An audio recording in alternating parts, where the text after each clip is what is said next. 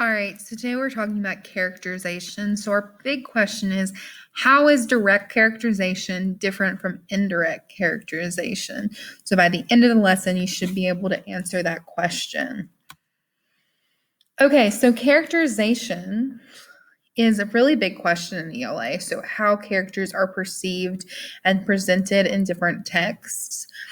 For example, we have one of the three little pigs, the big bad wolf, right?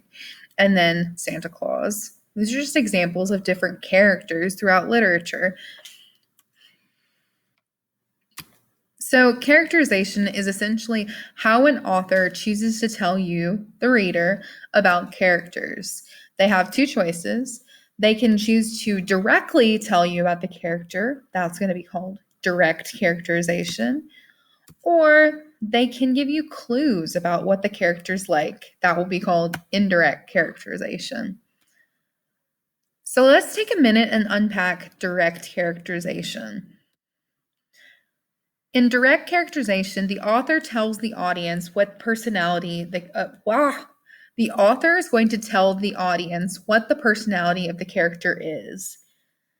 For example, the patient girl sat quietly while waiting for her mother.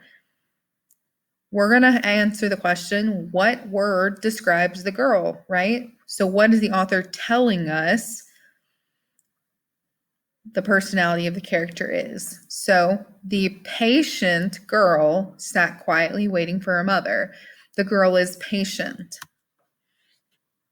Tom's violent behavior made everyone afraid of him.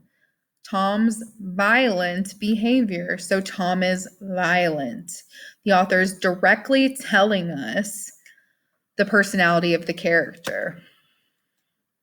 We're going to skip this example. We're going to scooch on over that one. All right, now indirect characterization, unlike direct characterization, the author is going to show us things that reveal the personality of a character. There are 5 methods of indirect characterization, and they fit together in this nice little acronym of STEAL. Speech, something the character says. Thoughts or feelings, effect on others, actions, and looks.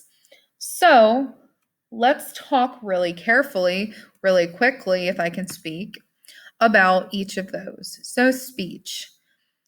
I will get you, my pretty, and your little dog too, cried the witch. What can we infer about our character, the witch, based on just this line of speech?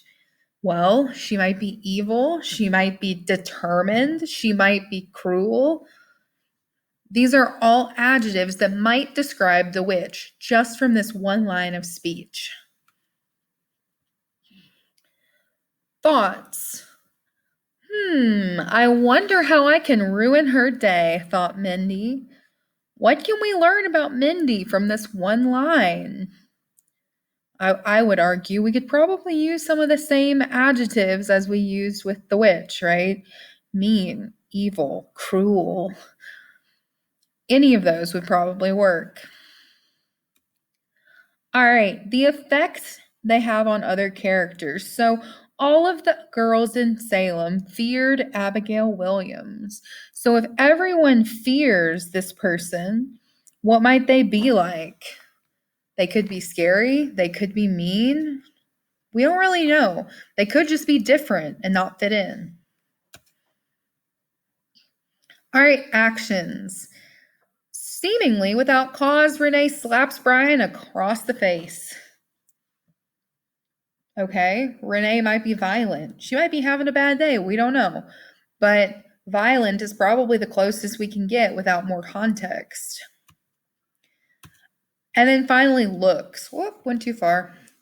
Abigail, wearing a tight red dress and black high heel shoes, approached John Proctor. Maybe Abigail's very fashionable. She likes to dress up. She likes to look nice. All right, so let's go, and we are going to figure out whether we are being told directly or indirectly. So direct or indirect. Jill is stingy. This is